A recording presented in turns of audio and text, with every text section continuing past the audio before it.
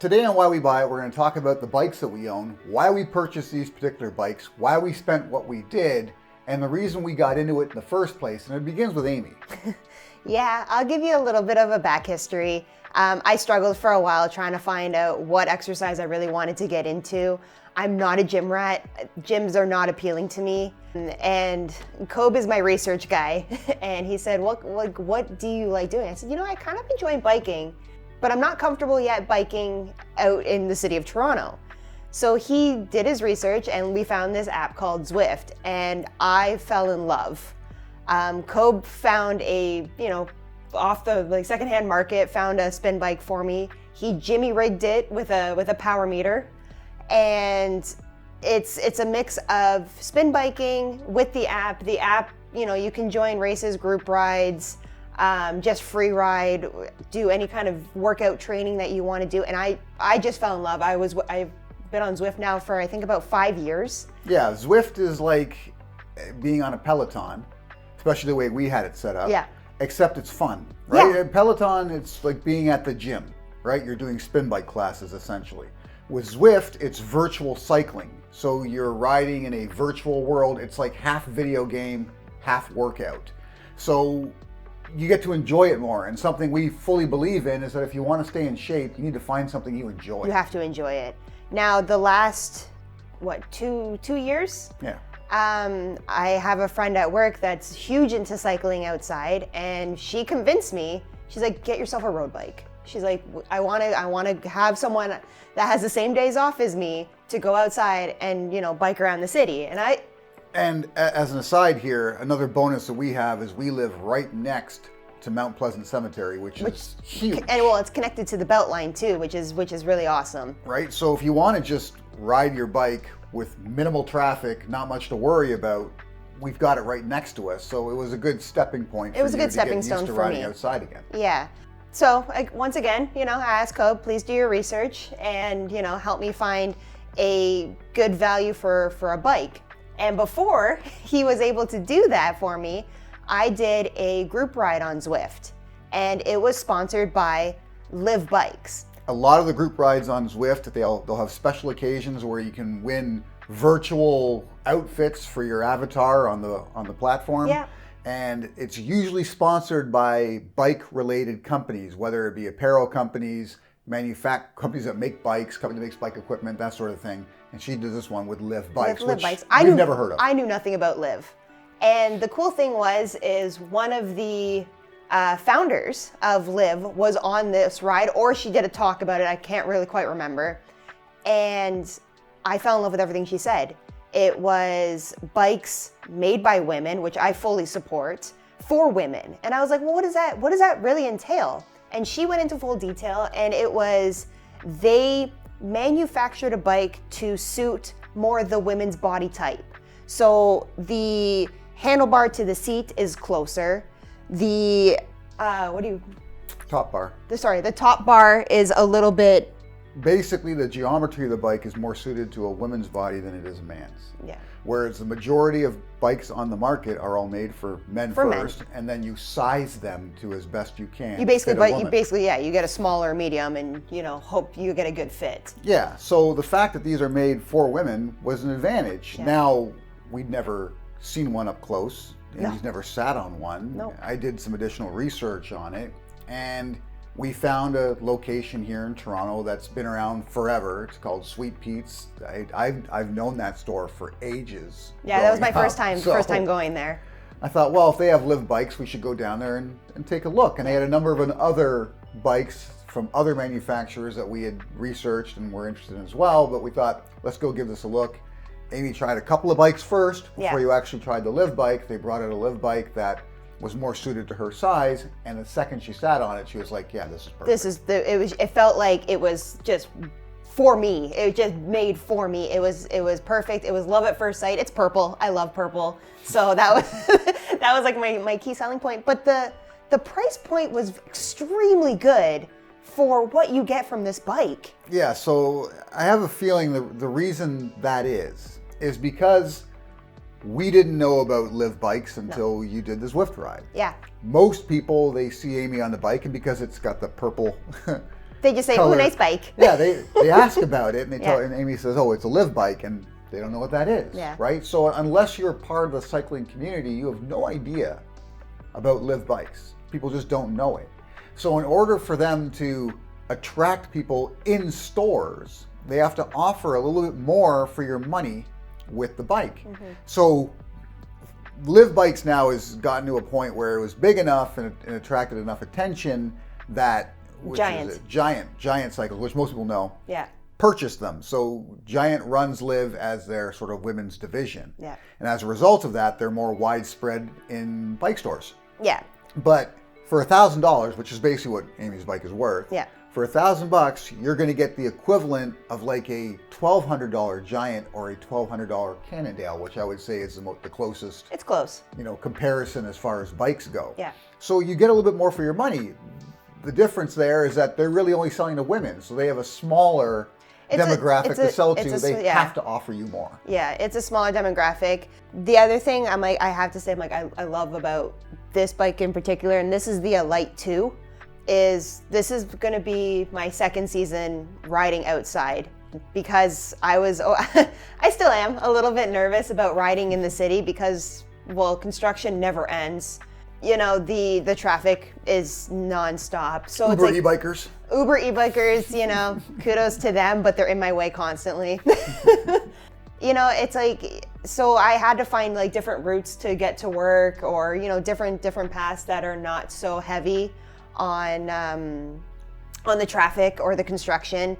And, Toronto's getting very good at putting in a lot more bike lanes, so it is becoming a little bit more comfortable, like on the city rides. Yeah, but Toronto is becoming a bike-friendly city, and the mayor of Toronto now, Olivia Chow, she's a cyclist She's herself, a cyclist, so she's going to keep pushing that agenda. which is fantastic. I'm all for it. Thank you. And then the other thing about even my tires is my tires are a little bit fatter. They're not your traditional road bikes, or they're not mountain bikes. They're more like the gravel style bikes, which is, for me, I'm a little bit more comfortable too being outside, because you do have streetcar tracks, which are terrifying. And you Sewer grates. sewer grates, anything like that. So I'm very, very comfortable on this bike. Yeah, for what you get with the Elite 2 for the money is already mentioned thicker tires, which is a bonus to have. It gives you the flexibility of being on rough roads, also being on hardened trails, that sort of thing, very comfortably. You get disc brakes, so you got better stopping power, which is a good thing to have. Very good thing. In the city, for sure, right? You get a very well-designed seat. The seat's extremely comfortable. And that's usually a place where bike companies cheap out, Yeah. right? They generally offer you their most basic seat, knowing that you'll have no issue buying a seat later that suits you. So they don't want to spend money on the seat, but the seat that came with the Elite 2 It's fantastic. It's fantastic. Yeah. Of course, we already talked about geometry for a woman, right? You get a very good group set. So that's the gears and the gear switching mechanism. The cables run through the frame of the bike, so they're protected from the elements, that sort of thing. Like, you get a very high quality bike for the money. Yeah. Right? Yeah. And to compare that to what I'm riding, now, I'm not a cyclist. It's not my number one hobby, right? I'm a golfer. One of the reasons why Amy was looking for something to do is because when it came to summer, he golfs too much. summer in Canada, you want to get out and do as much as you can. Yeah. I would get out and golf. She's not into golfing, and she'd find herself at home going, "What am I going to do? Twiddle my thumbs." Like, she didn't know what she was really wanted to do as far as a activity goes to stay in shape. And like she said, she tried rollerblading and the like, and it just didn't work. No. So when she found cycling, bonus, right? She dove right in and has become an avid cyclist. Yeah. But now that she's doing that, occasionally wants me to ride with her, and I want to ride with her because it's fun to ride around the city. And she doesn't play golf, but she occasionally comes to like the driving range and such with me. And try. We share in each other's hobbies, but I'm not going to ride nearly as much as Amy. How much do you put on roughly a week? Like 100, definitely, sometimes 150 to 200 kilometers a week. Yeah, 100 plus kilometers every single week. Yeah. I'm doing maybe 30 kilometers on average a week, unless I do one big ride with her for Like a day. 50, If there's yeah. a perfect day to go riding. But for the most part, she's riding more than 3 times as much as I am. So it made sense to invest in a bike that's going to be able to take that kind of abuse, right? Yeah, like a daily rider. Yeah. Yeah. Whereas the bike I purchased, well, this is from Decathlon, and I would suggest Decathlon to anyone who's into practically any sport. If you're looking to save some money on anything to do with the sport that you're involved in, always check Decathlon because they pretty much manufacture almost everything they sell. So you're skipping the middleman, and as a result of that, you're getting better value for your dollar. Yeah. For $600, which is what this bike costs from Decathlon, you're getting a lot more than you would get at like a bike store for $600. For $600 at a bike store, you're getting a very basic. You're gonna get like a super cycle like style bike. Yeah, you're getting a very basic bike. Whereas with Decathlon, because they make it themselves, you do get a decent group set. Now, here's the funny thing: is that this wasn't the original bike I purchased. No.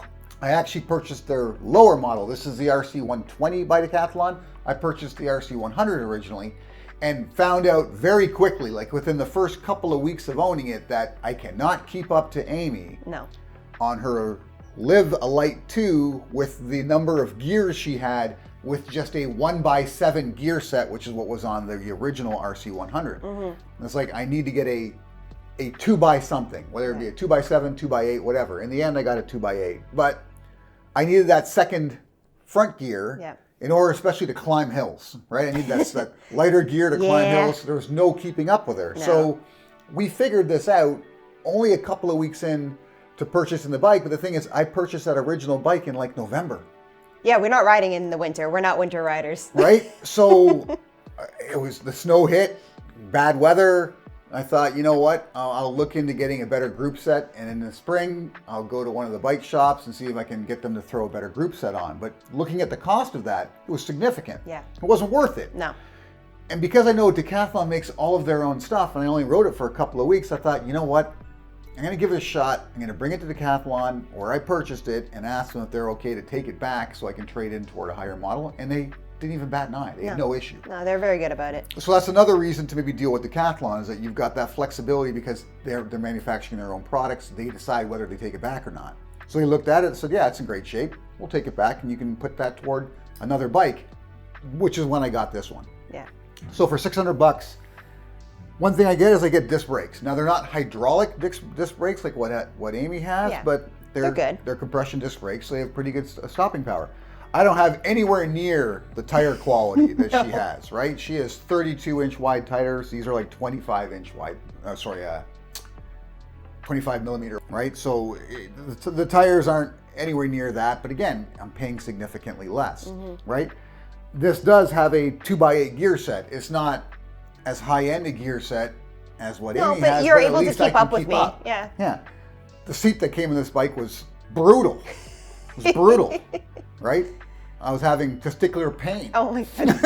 Right? So I ordered a 3D printed seat. Now, I got this from AliExpress, which does knockoff products. This is basically a knockoff of a higher end seat, but I'm paying like a fourth of what I would have paid from the traditional manufacturer, and I get the same benefit of it conforming to my seat bones, so I get a comfortable ride. Yeah. Right? So there are bonuses to having this bike. My wires are externally routed, so they are affected by the elements. You got to take a little more care of a bike like this. It's more susceptible to corrosion and rain and such. Yeah. So I'm getting less for less, but because I'm not riding the bike nearly as much, the two bikes are in very similar condition. Oh yeah. Right? So what we're trying to tell you is buy what's relevant to what you're going to be using. Absolutely. Right? If you're going to be biking constantly, pay up. Get the better bike. Yeah. And really take care of it. So because my bike, I don't ride it that often, and because it's a less expensive bike and I can do some basic maintenance myself, I'm doing my maintenance going into this season, right? Going into our summer season, because you only get like 6 months of good weather to ride in Canada. Yeah. We're going to take Amy's bike back to Sweet Pete's to do a seasonal overhaul. Yeah. Right? Yeah. That costs some additional money, but you want to protect that investment. That's and right. with the amount that she rides. Yeah. And I because I'm still really new to biking outside, I'm still not comfortable doing anything by myself. So I trust the guys at Sweet Pete's. They've always been straight up with me and, give me the best quality and for my buck, and I'm very, very happy with them. I'm gonna recommend them like 10 out of 10. I love those guys. Yeah, and keep in mind, most of my riding is done within 10 minutes of my home. Yeah.